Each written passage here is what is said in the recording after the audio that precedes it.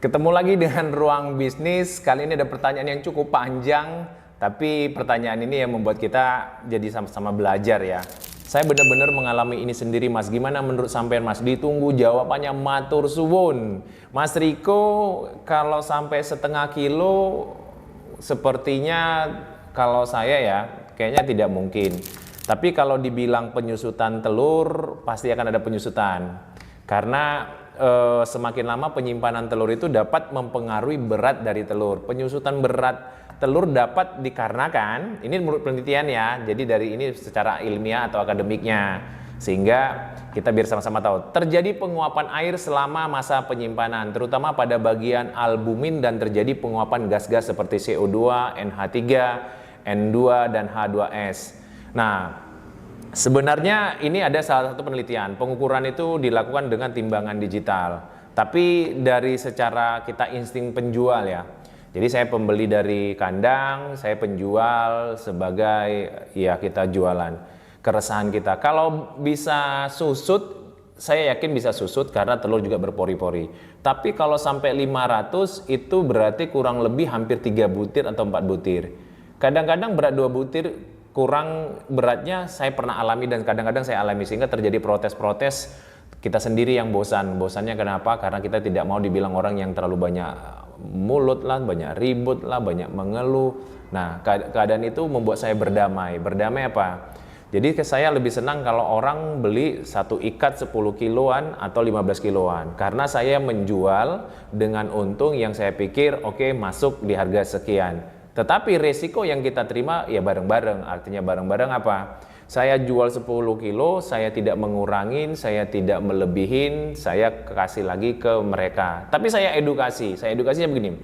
Sehingga kenapa spread margin yang diambil distributor itu tidak bisa lebih dari 15.000, 12.000 per 10 kilo atau 1.200. Karena ada resikonya, dan yang kedua si agen lagi akan menjual secara mungkin ngambil 2.000. Itu yang terjadi. Harga telur itu naik turun ya, jadi resikonya kita juga bisa besar dengan kekurang margin itu.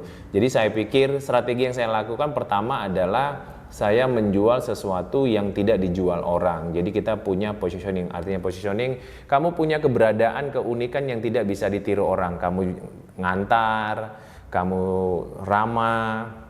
Nah, telurnya juga saya berbeda, karena telur banyak ya, misalnya ada dari Jawa Timur, dari segala macam. Sehingga pada saat kita menjual, ya kembali lagi, resiko yang kita terima itu resiko yang kita bagi kepada si pengecer.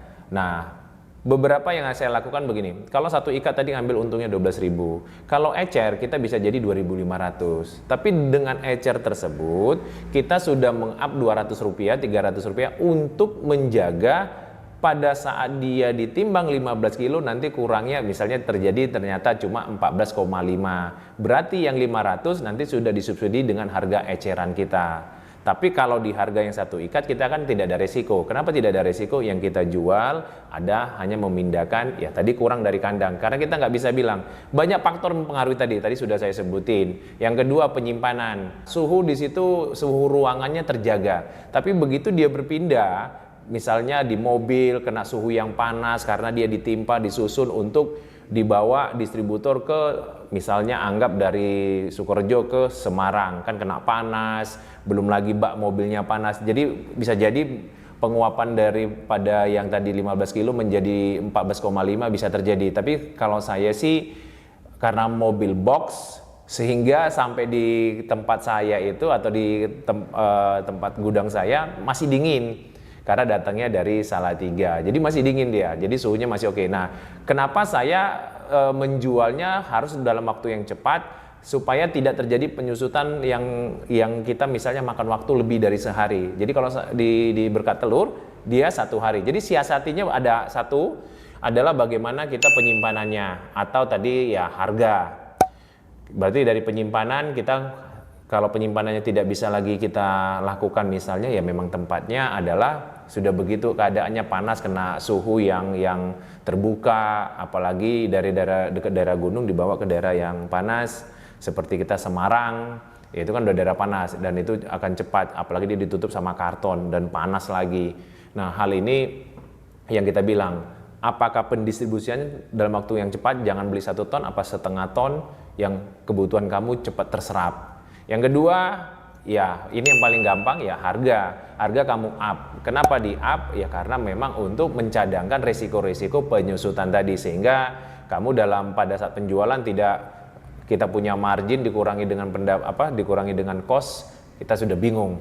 Nah, yang ketiga ya tadi, teman-teman pastikan pasar penyerapannya lebih luas. Jadi strategi tersebut itulah yang saya lakukan. Dan itu terjadi sama saya, strategi sudah saya sampaikan. Mudah-mudahan ini bisa menginspirasi bahwa pada saat kita jualan telur, kita menjual sesuatu barang yang cepat berpindah tapi high risk. Karena risikonya apa? Karena risikonya adalah barang itu cepat busuk. Barang itu juga yang belum kita ketahui adalah apakah benar dari kandang telur itu benar-benar yang penghasilnya adalah kandang tersebut. Bisa jadi kalau itu kandang besar, dia penghasil pakannya dia mengambil dari mitra-mitranya. Mitra-mitranya adalah ayam yang 2.000 ekor, 3.000 ekor atau 1.000 ekor. Dia disubsidi pakan, nanti dia subsidi dikasih hasil panennya dijual ke si kandang yang terbesar karena dia punya supply yang permintaan yang demand-nya juga oke, juga banyak kayak gitu. Itu salah satu yang terjadi di sekelibet usaha telur. Mudah-mudahan bisa berguna dan kamu tonton konten ini, jangan pernah takut bahwa segala resiko dicadangkan di dalam pembiayaannya dan kita ngambil spread marginnya. Kalau kurang puas, kamu bisa komen lagi, kita bisa DM lagi, kita bisa ngobrol. Karena yang namanya usaha memang kita nggak pernah terpuaskan, selalu berubah dan dinamis. Terima kasih teman-teman Ruang Bisnis, semoga ini bisa berguna. Jangan lupa like, comment, subscribe, dan kira-kira apa lagi yang terjadi sama telur. Kita akan kupas habis tentang telur, supaya teman-teman belajar bagaimana mengambil cuan dari bisnis yang cepat berpindah ini.